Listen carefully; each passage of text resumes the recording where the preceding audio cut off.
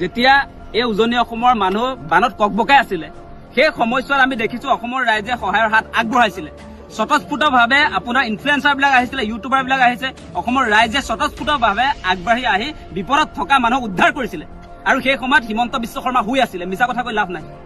তেওঁ ফিল্ডত নাছিলে সেই সময়ত আমি আছো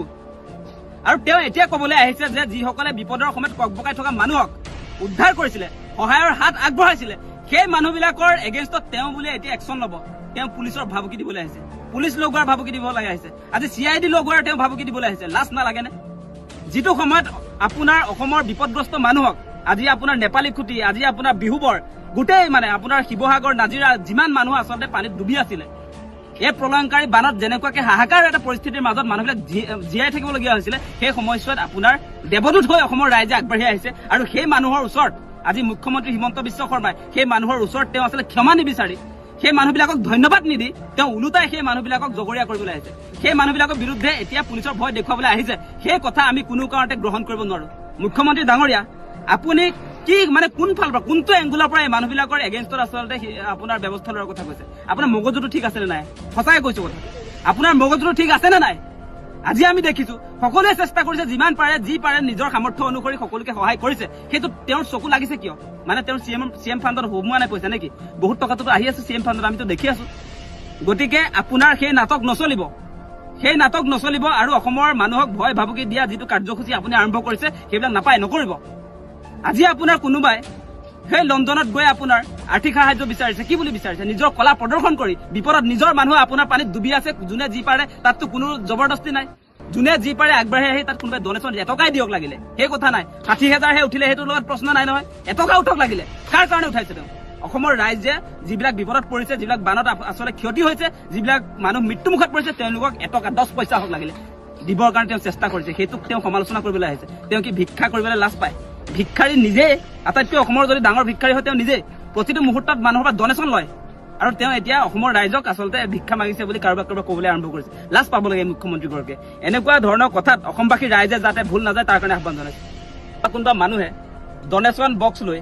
বানপীড়িত ৰাইজৰ সাহায্যৰ কাৰণে আচলতে তেওঁলোকে দোকানে দোকানে বা মানুহৰ ঘৰে ঘৰে ঘূৰিছে আৰু ৰাইজেও তাত যি পাৰে তেনেকৈ সহায় কৰিছে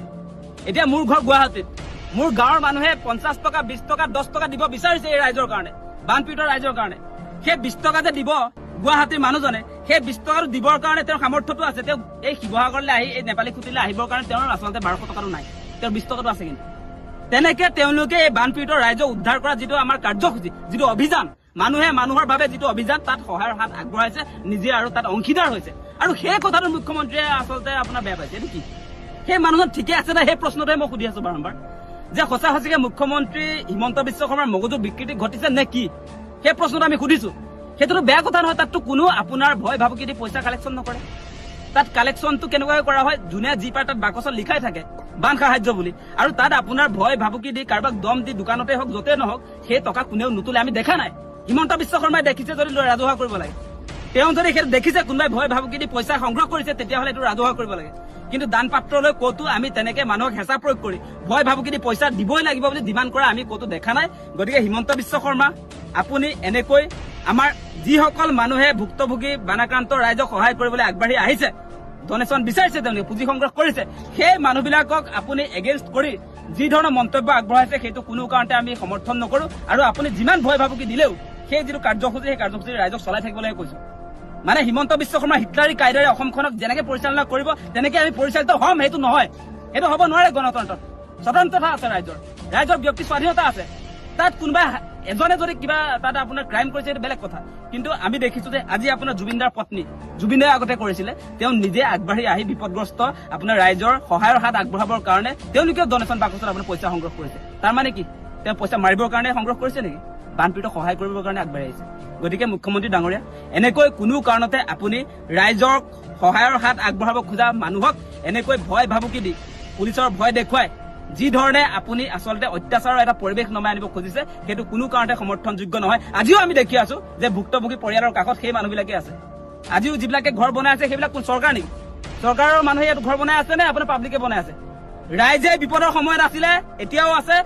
কিন্তু কোনো কাৰণতে এই মানুহবিলাককে তেওঁ যি ধৰণে আপোনাৰ বৰ্তমান সময়ত ব্যৱহাৰ কৰিছে সেইটো কোনো কাৰণতে উচিত নহয়। মুখ্যমন্ত্ৰী হলে তেওঁ যি ক'ব সেইটো কেতিয়াও সমৰ্থন কৰিব নোৱাৰে। সেই প্ৰশ্নবিলাক আমি উত্থাপন কৰিছো।